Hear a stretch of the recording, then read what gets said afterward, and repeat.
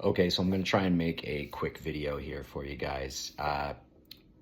We're talking about outliers and detractors in terms of youth students with a group training format. And this is for our Ninja Training program, right? And so with outliers, we discussed kids that are excelling above and beyond the rest of the group.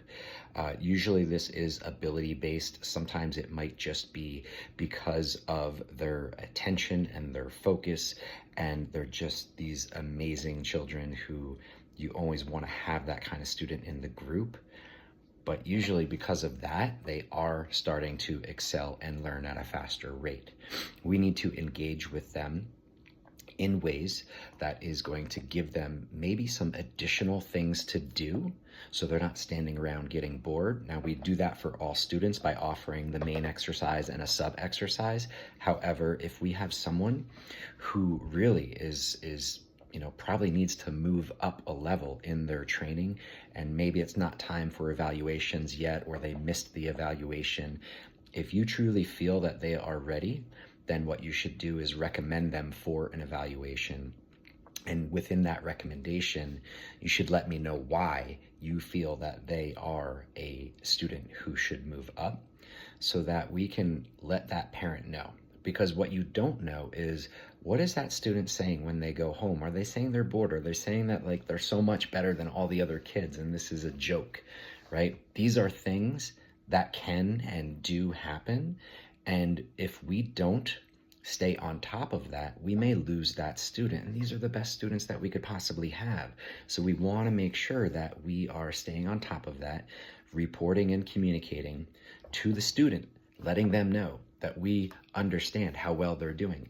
To the parents, this is why progress reports are so important and one of the 3 essential things that we want to do. We had that work sheet that I gave you all over the past 2 weeks. We've been discussing how to build better connections with your students. And so this is one way that we can do that, through progress reports, okay? And so the third thing that you want to report that to is the rest of staff, right? So whether that is to myself, to Claire, or the front desk, you want to make sure that this information that only you know and only you are aware of is shared with students, parents, and staff so that we can address it and make sure that we are fully engaging and giving that kid a challenge or the opportunity to continue to grow and learn, because that's what they're here for, okay?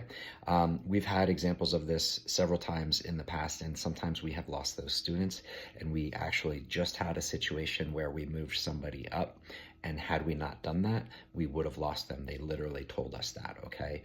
The next thing is the opposite of that. Students who are detractors from the group. Maybe their behavior is bringing down the other kids in the group or making the other kids feel uncomfortable.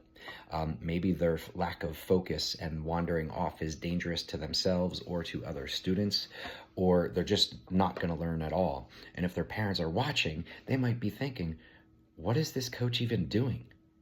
My kid isn't even in the group. The coach is not a very responsible coach. So we want to make sure that if you have a situation like that within any particular lesson, that you talk to the student, that you utilize the strike system and timeouts if necessary, and that you talk to the student and parent afterwards. I literally did this yesterday with one of my students because it is something that is on a regular basis with this student. He also was line cutting with some of the other kids. And so there's lots of things that can happen that we need to handle. And most importantly here, if we feel necessary, maybe we need to move this student to a different group. Is it happening because there's 2 kids that do this and they play off of each other and now it's unfair to the other students in the group? Maybe one needs to be moved. Maybe we need to tell them that we are no longer a good fit for them. And if this behavior cannot change, then they need to stop working with us. Or maybe they need to go to one-on-one training. We've done that as well. And that can actually work wonders for them. So before the end of this week, let's make sure that you submit a list of any outliers on a positive side, as well as any detractors on the negative side, okay?